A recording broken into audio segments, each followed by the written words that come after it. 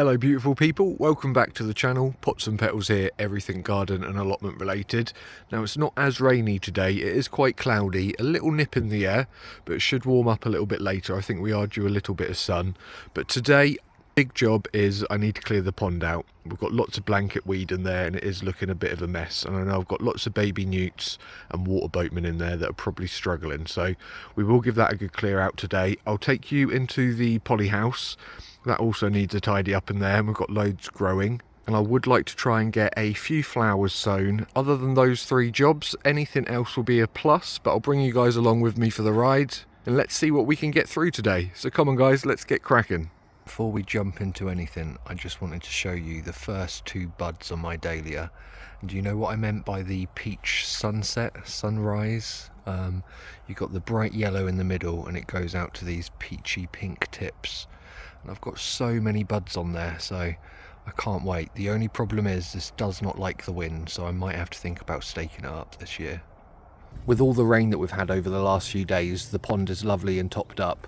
The only problem that we do have is that the algae and the blanket weed in here has just gone crazy, so we need to get in there and remove as much as possible. The problem that we do have is that in here we have got baby newts, we've got water boatmen, we've got tadpoles, all sorts of little insects. This time of year isn't the best time of year to be cleaning your pond. You really want to be waiting until autumn, but to be fair, there isn't really a great time because you're always going to be disturbing some form of wildlife.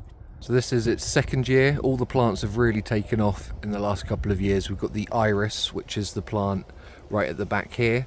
We've got the water forget-me-not. That seems to be spreading itself around, so I wait for that to self-seed before I start chopping some of that back, but that could do with a tidy up. We've got the sweet bulrush at the back here. That hasn't flowered this year. I'm hoping maybe next year will be its year. And then we've got the mare's tail, which is really spreading through the pond nicely. And in the middle, we've got the beautiful water lily. Now, I have got one bloom, which is almost there. And yesterday, I did notice a small other bud. It is the water lily's first year flowering, so I am quite excited. I can't remember whether it's a white or yellow flower, so we'll have to wait and see. We're going to go in and start removing some of this blanket weed from inside the pond. Once you've removed it, just pop it on the side of the pond just to give any little insects or little baby newts a chance to get back into the pond where it should be. So whilst we're in there removing the blanket weed, we will remove some of the dead leaves from the water lily, and I'll also cut back some of that forget-me-not as well.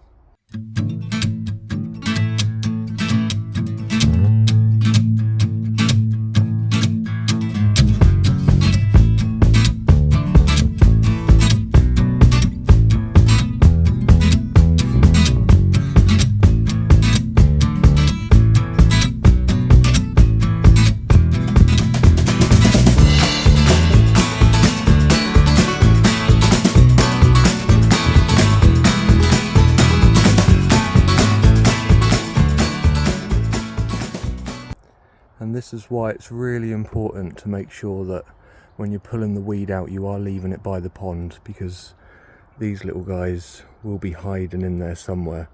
So I'll just pop this little guy back in the bucket and then back in the pond once I'm done.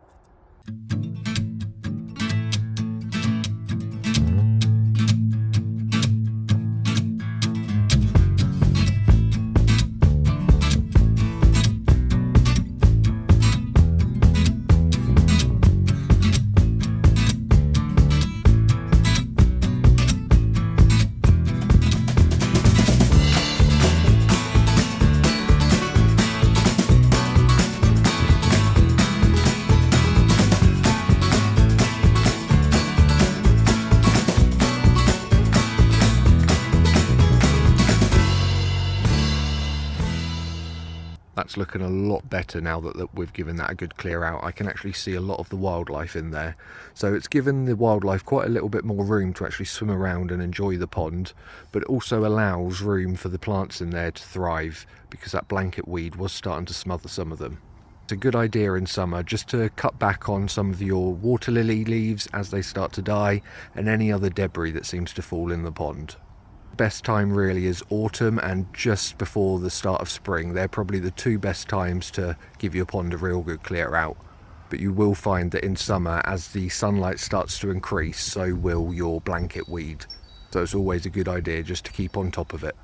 I don't think this pear tree heard about the June drop, and it's the first year I've ever even contemplated about removing pears off this tree. It's absolutely laden.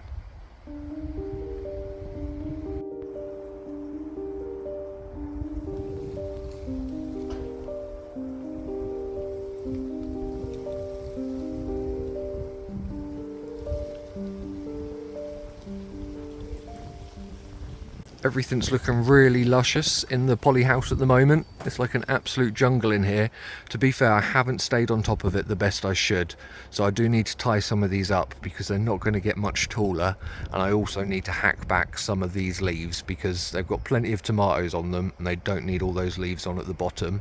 We've even got some tomatoes which are starting to ripen. I think I've had 5 so far, but I have spotted quite a few on here that can probably come home with us today. I just want to have a tidy up in the beds in here because we have got a few weeds. We've got bindweed starting to grow through, and some of the French marigolds could certainly do with a deadheading. Whilst we're in here, I might as well give you an update on the old cukes at the back. The cordulans haven't done a huge amount. They seem absolutely fine. There's no yellow into the leaves. I don't expect any roots on them yet anyway because it's only been a few days, but we'll keep an eye on them over the next couple of weeks. The cucumber tower over here has done really well.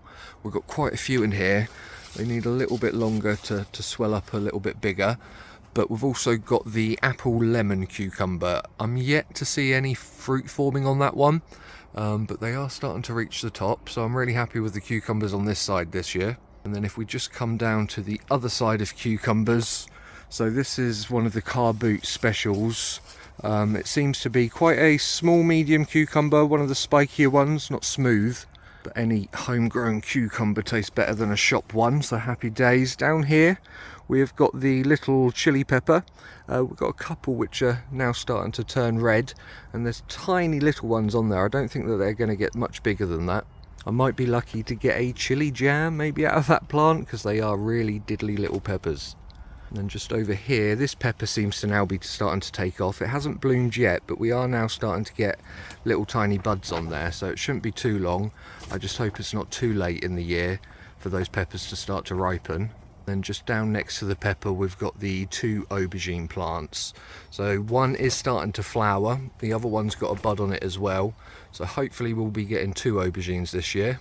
It's quite exciting because I've never actually had success with aubergines in the past. So yeah, really chuffed with how everything seems to be growing in the Polyhouse this year. And it shouldn't be too long before we start having some proper tomato harvests on these plants.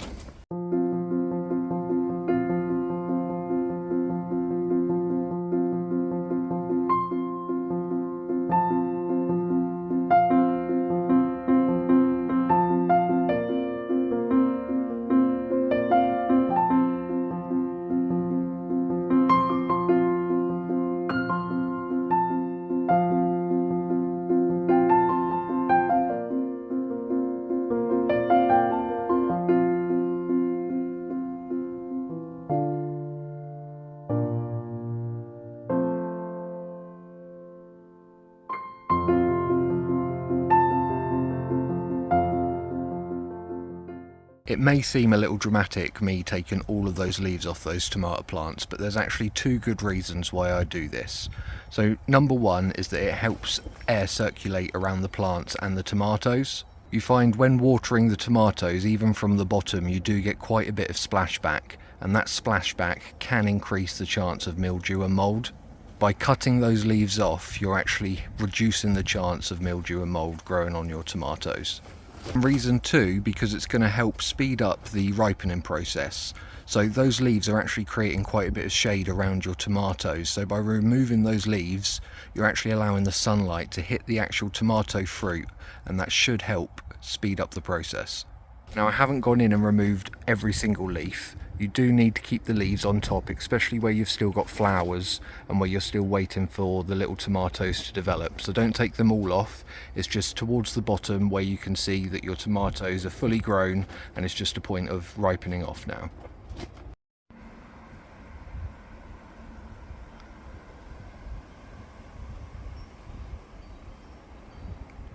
looks ominous. Don't forget to keep on top of your deadheading if you want lots of beautiful blooms. So you want to trick the plant into thinking that it hasn't been into seed, and in that way it will keep producing more and more flowers for you.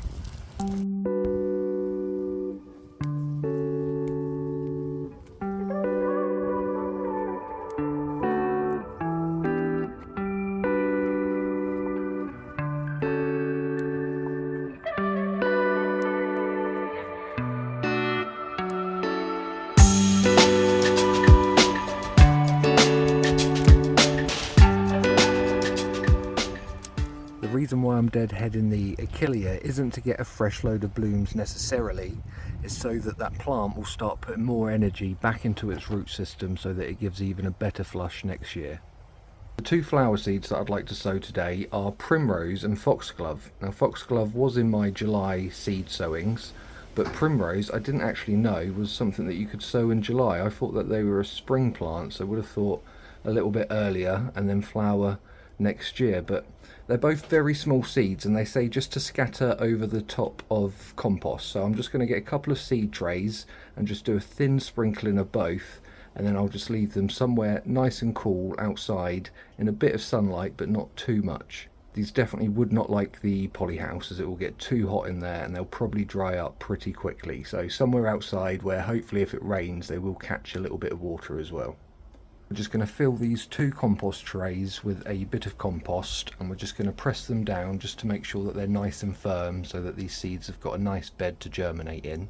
They do say to use seed compost or to sieve your standard compost, but my thoughts are that a Primrose and a Foxglove both grow out in the wild, sort of in woodlands, and there'd be quite a lot of detritus and bits in the ground, so I'm not too fussed. Just try and take out the big chunks that you find. You just want to give these a nice little watering, so if I was outside, it's a bit windy outside, I would give these a proper soaking, but I have bought one of these nifty little tools here, so I'm just going to wet the surface just so that when the seeds do make contact they're going to stick to that soil and not wash away later.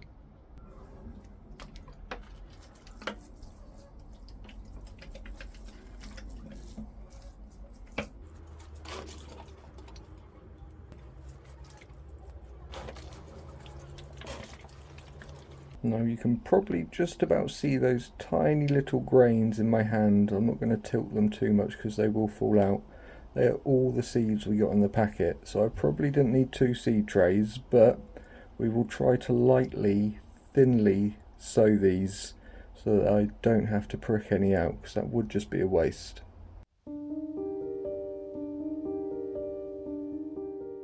The foxglove seed is even teeny tinier, so they're those tiny little flecks in the palm of my hand. Again, not going to tilt too much because I don't want to drop these little precious seeds, but I'll try to scatter them as evenly as I can across the entire tray.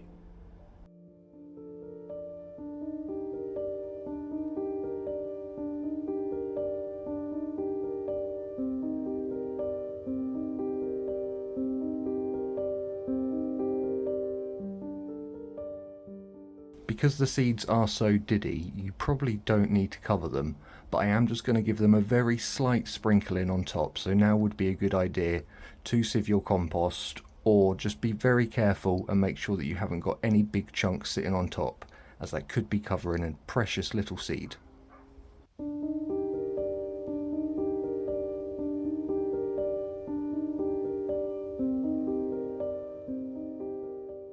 We'll take them outside now and pop them in their actual home, and then we'll give them a real good watering so that that activates that seed into growth, and we should have germination within a week or two.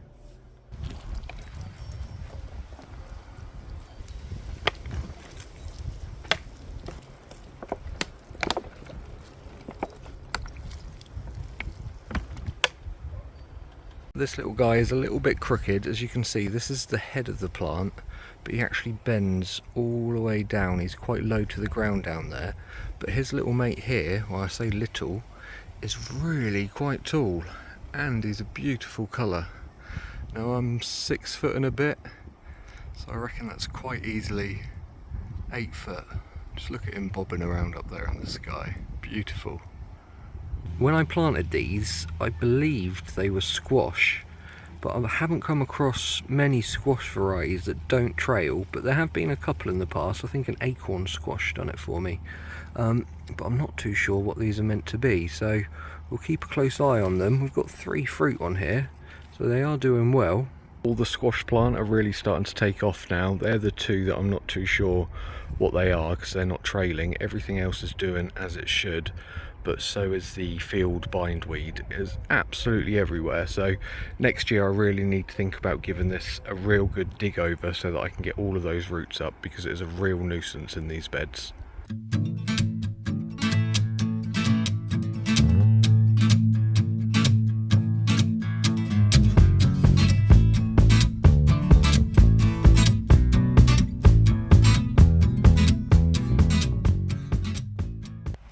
The grapes are really starting to swell now, and this is the first year I've ever had grapes, so this is really exciting for me.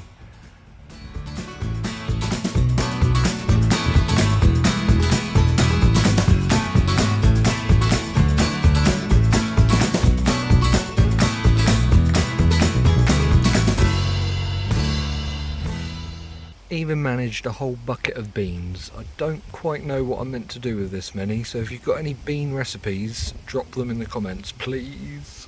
That's all we've got time for today, folks. Thanks for joining me for a couple of days down the plot. We've managed to get quite a few jobs done, as well as finish that project, which is looking really smart next to that nice clean pond now.